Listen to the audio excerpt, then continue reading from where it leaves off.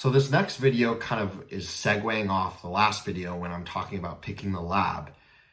And the truth about research is it's all about publishing. That's it. If you are in a lab and you're in a lab for 2 years, you pipette, you learn all these great things, but you don't publish anything, no one's going to care. No med school is going to care.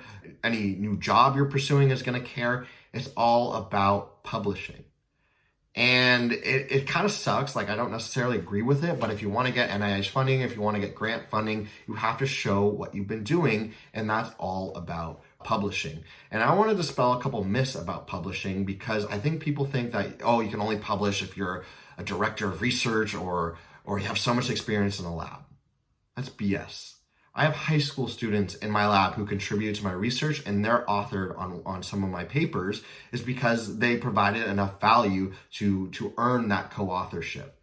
So again, you don't have to necessarily be that experienced to be published. So some things you could do to get published is, one, if you're in clinical research, do a case study. A case study is a perfect opportunity for you to learn how to write research, and it's not as much work as a full project. The next thing is you could write a review article. And this might be a little more challenging, but if you're up for it and have mentors who want to help you with it, it's a great opportunity, especially to learn about the field. So a review article is basically condensing all the latest research or current research into kind of a summary.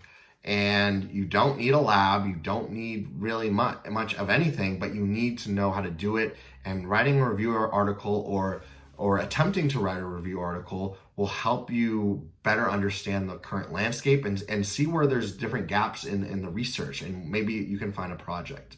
A couple takeaways from this video is understand that publishing isn't this incredible feat. Like, don't view it as this unattainable thing. You can be published if you work hard and you're knowledgeable about the field. Remember that. And two, make sure you pick a lab where the work you're going to be working on has the potential to be published. That's one of the first, when looking for a lab or opportunity, that's one of the first questions you should ask your PI. Is the project I'm working on have the potential to be published? If so, what's the timeline? Because if it doesn't, it's kind of worthless.